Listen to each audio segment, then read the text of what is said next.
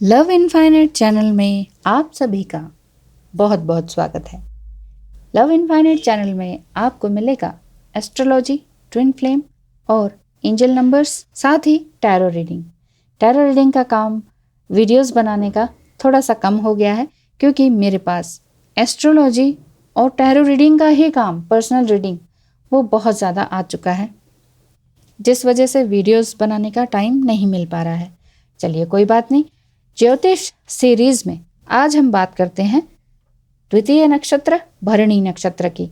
जैसे पिछली वीडियो में अश्विनी नक्षत्र के बारे में बताया था, जो कि एक गंडमूल नक्षत्र भी है। इनके जातक किस प्रकार के होते हैं आज हम ये देख लेते हैं। किनके? भरणी नक्षत्र। यदि आपका भी भरणी नक्षत्र है तो आप किस प्रकार के हैं और आगे आपके जीवन में क्या हो सकता है, नक्षत्र के हिसाब से ये मैं बता देती हूँ। बाकी तो आपकी एस्ट्रोलॉजिकल डिटेल्स के हिसाब से पता चलेगा कि आपकी डिटेल कुंडली अगर करानी है तो तब उससे पता चलेगा कि आपके जीवन में पर्टिकुलरली क्या हो रहा है, क्योंकि हर नक्षत्र के 4 पद तो होते ही हैं और हर पद में जो इंसान पैदा हुए होते हैं, जातक पैदा होते हैं, उनका अपने अपने हिसाब से होता है। कुछ पास्ट लाइफ कर्म का भी रिजल्ट होता है, तो देख लेते हैं। आइएगा ज़रूर। सिंपल सा नंबर है 8307788247 पर व्हाट्सएप मैसेज आप मुझे कर सकते हैं। कॉल करेंगे तो मैं इसी तरह से कॉल्स उठाने में बहुत मुश्किल हो सकती है, क्योंकि मैं इसी तरह से बिजी रहती हूँ, कभी वीडियोस बनाने में, कभी ऑडियोस देने में, कभी एस्ट्रोलॉजी वर्क में, कभी टैरो रीडिंग में 1-1 घंटा निकल जाता है।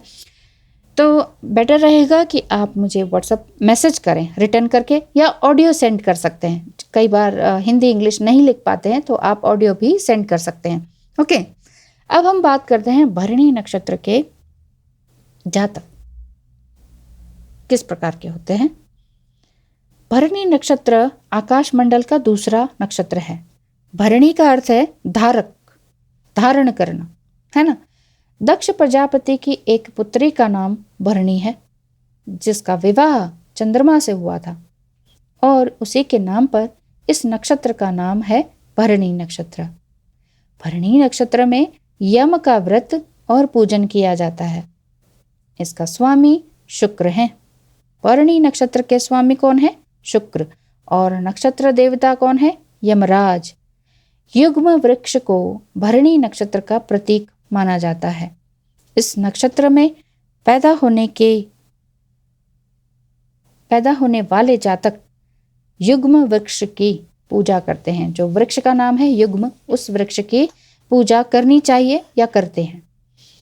वैदिक ज्योतिष के अनुसार देवी महाकाली को भी भरणी नक्षत्र की देवी माना गया है, जिसके चलते इस नक्षत्र की कार्यशाली में देवी महाकाली के गुणों का प्रभाव देखने को मिलता है। जिस प्रकार देवी महाकाली शत्रु का सहज तरीके से संहार करने में सक्षम है, उसी प्रकार भरणी नक्षत्र के प्रबल प्रभाव में आने वाले जातक भी कठिन से कठिन कार्यों को बिना विचलित हुए करने का प्रयास करते हैं।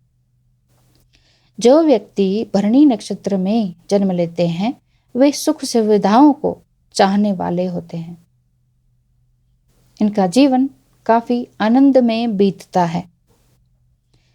वही मैं बता रही हूं, सभी का आनंद में बीते, सभी भरणी नक्षत्र वालों का ऐसा जरूरी नहीं है, लेकिन पदों के हिसाब से और पास्ट लाइफ कर्म के हिसाब से भी बहुत फर्क दिखाई देता है। अगर आप आनंद में हैं तो बहुत ही अच्छी बात है। इस नक्षत्र में जन्मे व्यक्ति देखने में बहुत सुंदर और आकर्षक होते हैं। वे अपने ही स्वभाव से सभी को अपना बना लेते हैं। इतनी इनके अंदर एबिलिटी होती है कि वो इतना अच्छा और मीठा बोलते हैं, उतने सुंदर और आकर्षक होते हैं कि सभी उनकी ओर आकर्षित होते हैं। इस नक्षत्र के व्यक्ति बहुत ही अच्छे प्रेमी भी साबित होते हैं। इनके जीवन में प्रेम का स्थान सर्वोपरि होता है और इनकी रुचि कला क्षेत्र में अधिक होती है। Drawing, painting, interior design, gardening, ये सभी कुछ आर्ट के अंतर्गत आता है। आर्ट में डिजिटल आर्ट भी आता है। संगीत भी आता है, नृत्य भी आता है। इस तरह की आर्ट में ये बहुत रुचि लेते हैं। प्रेम को बहुत सर्वोपरि मानते हैं कि प्रेम है तो ही काम। प्रेम ही ढूंढते रहते हैं कुछ लोग सारे जीवन, जिनको प्रेम उस हिसाब से नहीं मिल पाता है। और उस प्रेम को यदि किसी व्यक्ति से प्रेम नहीं मिल पाता है तो वो अपनी कला को एनहांस करने लगते हैं, जैसे संगीत, नृत्य, चित्रकला, जैसे मैंने अभी बताया था। इन सब में ये बहुत ही सक्रिय रूप से भाग लेते हैं, बहुत एक्टिव होते हैं। कोई कंपटीशन भी है तो इसमें चले जाते हैं, कहीं दिखाना है तो भी ये काम करते हैं। तीज त्योहार में भी पूरी तरह से घर को सजा डालते हैं। ये दृढ़ निश्चयी और साहसी होते हैं। इस नक्षत्र के जातक जो भी दिल में ठान लेते हैं उसे पूरा करके ही दम लेते हैं। आप भी ऐसे ही हैं। आमतौर पर ये विवादों से दूर रहते हैं। इनको ये कन्फ्लिक्ट्स और लड़ाई झगड़ा इनसे दूर रहते हैं। जो करना है करो। बहुत लोग इनके क्योंकि बहुत ही एम्पैथेटिक होते हैं, सुंदर होते हैं, इनके लिए हर्ट करने के लिए तैयार रहते हैं। तो ये सोचते हैं कि जो करना करो, मैं तो अपना दूर ही हूँ। लेकिन यदि विवाद की स्थिति उत्पन्न भी हो जाती है तो उसे प्रेम और शांति से सुलझाने की कोशिश करते हैं। इनका व्यक्तित्व हमेशा दोस्ताना रहता है और ये मित्रों के प्रति बहुत ही ईमानदार रहते हैं। इनके जो फ्रेंड्स होते हैं ये बहुत ईमानदार होते हैं। वो अलग बात है कि इनको कोई धोखा दे जाए।